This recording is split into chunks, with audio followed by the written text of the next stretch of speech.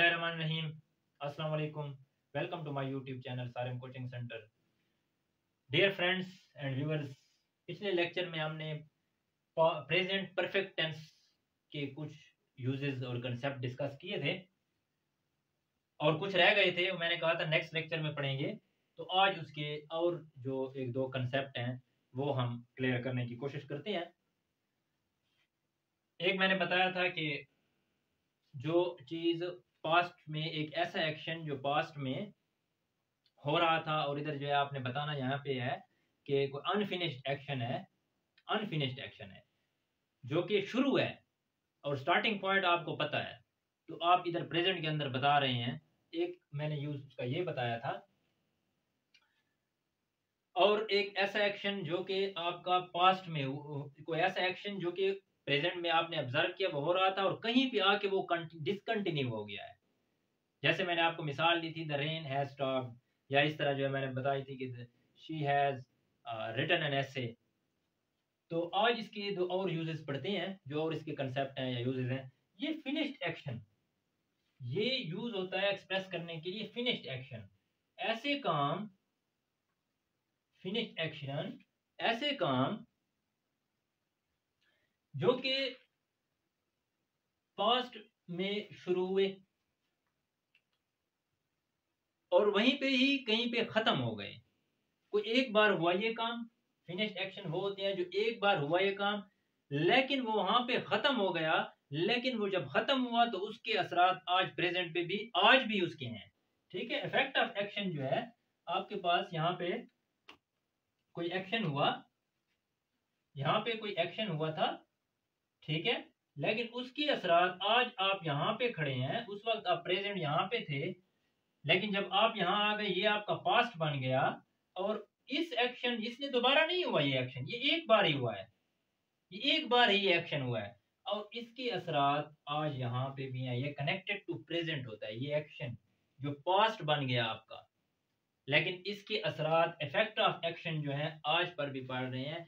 इसका मतलब है कि ये क्या हुआ, ये आपने एक्सप्रेस करना है परफेक्ट टेंस के अंदर, प्रेजेंट परफेक्ट के अंदर। मिसाल के तौर पर आपने मास्टर्स किया 2015 में, 2015 के अंदर आपने मास्टर किया।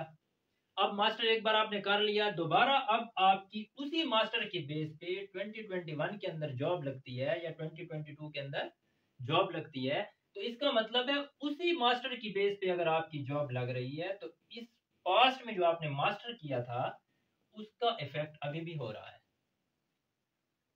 या इस तरह आपने कोई टेस्ट के लिए पढ़ा था, आज वो टेस्ट दे रही हैं और उस टेस्ट में कामयाब हो जाते हैं, तो उस स्टडी का, उस मुताले का आपको आज फायदा हुआ।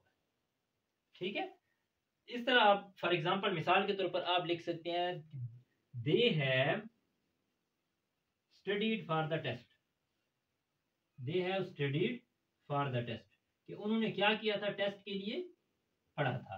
दे have studied for the test और आज वो कामयाब हो गया, तो इसका मतलब है कि वो, उसका कनेक्शन है किसके साथ, प्रेजेंट के साथ। उसके बाद मिसाल के तौर पर आपके पास एक और है, I have done matriculation, I have done SSC, I have done SSC या मैट्रिकुलेशन। ठीक है, तो इस मैट्रिकुलेशन जो आपने वहां पे किया था और आज आप जॉब के इंटरव्यू के लिए जाते हैं, रिक्वायरमेंट भी मैट्रिक की है और वो कहते हैं कि आपने क्या किया हुआ है, तो आप कहते हैं मैंने मैट्रिक किया हुआ है। उस मैट्रिक की बेस पे आपको जॉब मिलती है, वो मैट्रिक आपका पास्ट में था और उसका जो इफेक्ट है वो आज प्रेजेंट पे पड़ रहा है, तो इसको आप एक्सप्रेस करेंगे प्रेजेंट परफेक्ट टेंस के अंदर।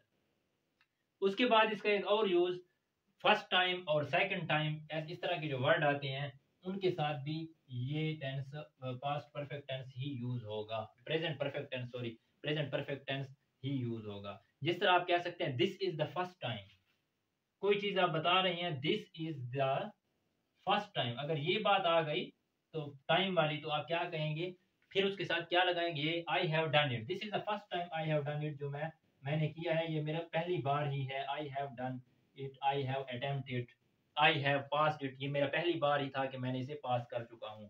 That is the third time he has shouted us, that is the third time, ये क्या है, तीसरी बार है। he shouted on us, he has shouted on us, कि वो हम पर चिल्ला चुका है। He has shouted on us, shouted on us। ये तीसरी बार है कि वो हम पर चिल्ला चुका है। तो ये जो first time, second time, third time, this time, that time, इस किस्म के जो वर्ड होते हैं उनके साथ भी, उनके साथ जो सेंटेंसेस आपने एक्सप्रेस करने होते हैं वो भी प्रेजेंट परफेक्ट टेंस में ही आप करेंगे। तो ये चंद यूजेस थे जो मैंने 2 लेक्चर्स में किए हैं, क्योंकि मैंने कहा शायद इतने बड़े लेक्चर्स में आपको समझ ना आए, तो थोड़ा मुश्किल भी है, लेकिन कंसेप्ट को समझने की कोशिश करें, अपने आप को निकालें इनसे, चुका है, चुकी है, इन चीज़ों से, उर्दू के जो साइंस हैं इनको, इनसे निकालें अपने आप को। क्योंकि जितने भी, जब अपडेशन आती है, जो भी चीज़ मॉडिफाई होती है, आगे आती है, तो सिर्फ डेफिनेशंस उसमें चेंजेस आती हैं, उसमें मॉडिफिकेशन होती है, नेम्स वही रहते हैं। एटम का नेम जो है वही एटम ही है, लेकिन उस पर मुख्तलिफ थ्योरियाँ आई हैं डिफरेंट किस्म की, उसको अपडेट किया गया, उनके डेफिनेशंस को रॉन्ग साबित नहीं किया, उसको गलत नहीं कहा, बल्कि उसके ऊपर प्रूफ दिए, आगे लेके आए, उसको मॉडिफाई किया, चेंज किया। तो ग्रामेरियंस इनको मॉडिफाई कर रहे हैं। तो ये था हमारा प्रेजेंट परफेक्ट टेंस। इंशाल्लाह नेक्स्ट लेक्चर में हम पास्ट परफेक्ट टेंस डिस्कस करेंगे, और इस तरह सीक्वेंस के साथ आपके पास फिर फ्यूचर परफेक्ट टेंस, और फिर जो है आप परफेक्ट कंटिन्यूअस की तरफ हम जाएंगे। इंशाल्लाह नेक्स्ट लेक्चर में दोबारा मिलते हैं, तब तक के लिए इजाज़त। Thank you very much.